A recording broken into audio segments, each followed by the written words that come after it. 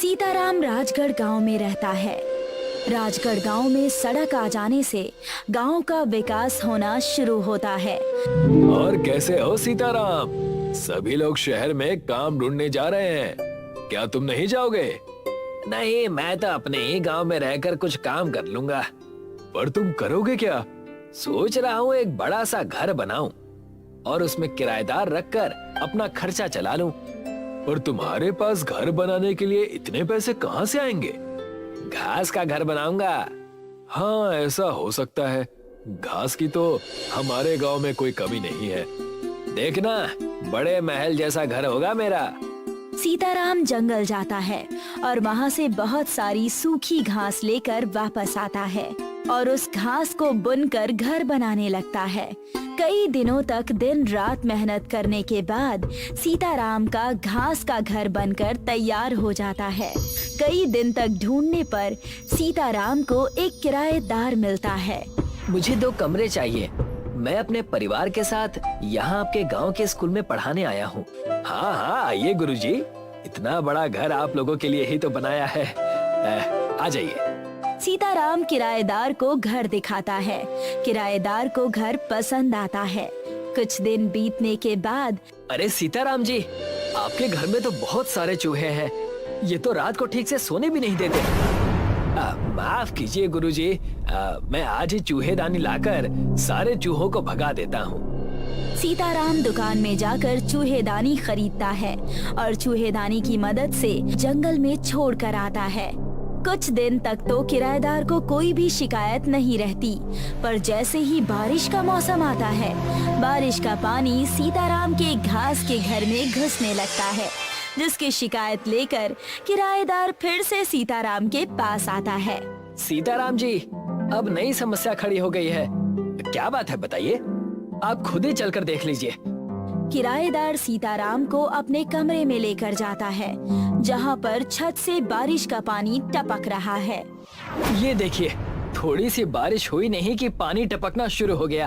अब आप ही बताइए, बारिश के मौसम में तो यहाँ घर के अंदर बाढ़ ही आ जाएगी। माफ कीजिए गुरुजी, मैं इसका कुछ इलाज करता हूँ। सीताराम बाजार से एक बड़ा सा त्रिपाल और ताड़ पत्री खरीद कर लाता है, जिसे वो अपने घर के ऊपर रख देता है। लीजिए गुरुजी, अब आपकी पानी टपकने की समस्या भी खत्म हो गई। धीरे धीरे बारिश का मौसम शुरू हो जाता है और तेज मूसलाधार बारिश होने लगती है, जिससे सीताराम की छत का त्रिपाल और ताड़ पत्री दोनों ही फट जाते हैं और बारिश का पानी एक साथ घर में आ जाता है। किराएदार गुस्से में सीताराम के पास जाता है। देखिए सीताराम जी, अब तो हद ही हो गई है। घर का सारा राशन भीग गया है। ऐसे में कोई कैसे आपके इस घास फूस के घर में रह सकता है? अब माफ कीजिए गुरुजी, आगे से ऐसा नहीं होगा। माफी मत मांगिए, कुछ कीजिए। अगर आपने 1 हफ्ते में ये घर ठीक नहीं किया तो मैं अपना कमरा छोड़कर हमेशा के लिए चला जाऊंगा। नहीं नहीं नहीं, ऐसी नौबत नहीं आएगी। आप मुझे कुछ दिनों का समय दीजिए, मैं कुछ करता हूँ। सीताराम परेशान हो जाता है और सोच में पड़ जाता है कि तभी उसे परेशान देखकर उसका दोस्त दिवाकर उससे पूछता है, क्या बात है, आज परेशान नजर आ रहे हो? हाँ, बारिश की वजह से घर के अंदर पानी घुस रहा है, जिससे किराएदार ने घर खाली करने के लिए कहा है। अब घास फूस का घर है तो पानी तो घुसेगा ही ना। समझ ही नहीं आ रहा कि क्या करूं। तो कुछ टाट पट्टी या प्लास्टिक की ताड़पत्री लगाकर देखो। वो सब करके भी देख लिया, उनका भी कुछ फायदा नहीं हुआ। ठीक है, अगर तुम्हारी समस्या का कोई हल मिलेगा तो मैं तुम्हें जरूर बताऊंगा। दिवाकर इतना कहकर वहाँ से चला जाता है और सीताराम फिर से सोच में पड़ जाता है कि वो कैसे अपने घर को बारिश में चूने से बचाए। कुछ दिन बीत जाते हैं, पर सीताराम कुछ भी नहीं कर पाता और बारिश का पानी घर में घुसने की वजह से अब किराएदार घर को खाली करने लगता है। गुरुजी, कुछ दिन और रुक जाइए। देखिए सीताराम जी, मैंने आपको 1 हफ्ते का समय दिया था और 10 दिन बीत चुके हैं। आप खुद ही देख लीजिए, घर के अंदर पानी का तालाब बना हुआ है और इस तालाब में मैं अपने बच्चों के साथ कैसे रहूंगा? हे भगवान, बड़े मुश्किल से तो एक किराएदार मिला था, दूसरा किराएदार कहाँ से ढूंढ कर लाऊंगा? और किराएदार मिल भी गया तो मैं इस टपकती छत का क्या करूँगा? सीताराम बहुत दुखी और निराश हो जाता है कि तभी उसके पास दिवाकर आता है। मुझे तुम्हारी समस्या का समाधान मिल गया है। क्या है? जल्दी से बताओ। दिवाकर सीताराम को एक किताब देता है। इस किताब का मैं क्या करूँगा? जब राम जी और सीता माँ वनवास गए थे तब उन्होंने जंगल में एक जादुई घास के पौधे से घर बनाया था जो कि उन्हें सर्दी गर्मी से बचाता था। और भी कई चमत्कारिक गुण उस घास में है। किताब खोलकर देखो, तुम्हें सब पता चल जाएगा। सीताराम किताब खोलकर उस जादुई घास के पौधे को देखता है और खुश हो जाता है। वो किताब को लेकर जंगल में जाता है और जादुई घास को ढूंढने लगता है कि तभी सीताराम के पीछे एक शेर पड़ जाता है। सीताराम शेर से खुद को बचाने के लिए तेजी से दौड़ता है और जाकर एक बहुत गहरे गड्ढे में गिर जाता है। सीताराम जब गड्ढे में थोड़ा आगे चलता है तो वो देखता है कि सामने कुछ चमक रहा है। सीताराम समझ जाता है कि ये वही घास है। जब वो उसके पास जाता है तो उसे वहाँ पर एक वानर दिखाई देता है। तुम्हें क्या चाहिए सीताराम? मुझे ये जादुई घास चाहिए।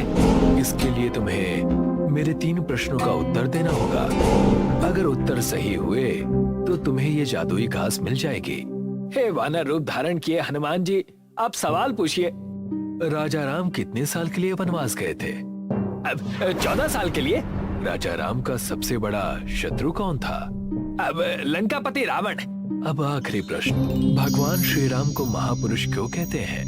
क्योंकि एक राजा होते हुए भी उन्होंने अपने पिता के वचन की लाज रखने के लिए राजघराने को छोड़कर वनवास जाने का निर्णय लिया था। तुमने सभी प्रश्नों के सही उत्तर दिए हैं। तुम जितना चाहे उतना जादुई घास ले जा सकते हो। जय हो सीता मैया की, जय हो रामचंद्र जी की। हे ईश्वर, मुझ गरीब पर अपनी कृपा बनाओ। जय हो प्रभु, आपने अपना चमत्कार दिखा दिया। जय हो सीता मैया, जय हो रामचंद्र जी की। सीताराम जादुई घास का एक बड़ा गड्ढा बनाकर घर ले आता है। सीताराम उस जादुई घास से अपने घर की छत बुनने लगता है।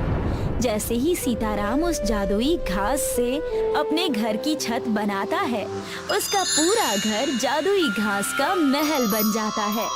अरे वाह सीताराम, ये तो चमत्कार हो गया। ये सब तो प्रभु रामचंद्र जी की कृपा है और तुम्हारी किताब के बताए हुए नुस्खे ने कमाल कर दिया है। बहुत बहुत धन्यवाद दिवाकर। इसमें धन्यवाद की क्या बात है? अगर मुसीबत के समय में एक दोस्त दूसरे के काम नहीं आएगा तो दोस्ती ही क्या। आ जाओ, तुम्हें अंदर से अपना जादुई घास का महल दिखाता हूँ। सीताराम दिवाकर को अपना जादुई महल दिखाने के लिए ले जाता है। जब ये बात किराएदार को पता चलती है कि सीताराम के घास का झोपड़ा जादुई घास का महल बन गया है, तो वो अपना सारा सामान लेकर सीताराम के पास वापस आता है। मुझे माफ कर दीजिए सीताराम जी, मैं आपके घर को छोड़कर चला गया था और ना जाने आपको क्या क्या कह दिया। कोई बात नहीं गुरुजी, उस वक्त मेरे घर की हालत भी ठीक नहीं थी और ऐसे पानी टपकने वाली छत में भला कोई कैसे रहेगा। पर अब मेरा घर बिल्कुल ठीक हो गया है। आप अपने पूरे परिवार के साथ वापस आ सकते हैं। किराएदार अपना सारा सामान और परिवार को लेकर सीताराम के जादुई घास के महल में वापस रहने के लिए आ जाता है। धीरे धीरे सीताराम के जादुई घास के महल के बारे में लोगों को पता चलता है और कुछ नए किराएदार रहने के लिए जादुई घास के महल में आने लगते हैं।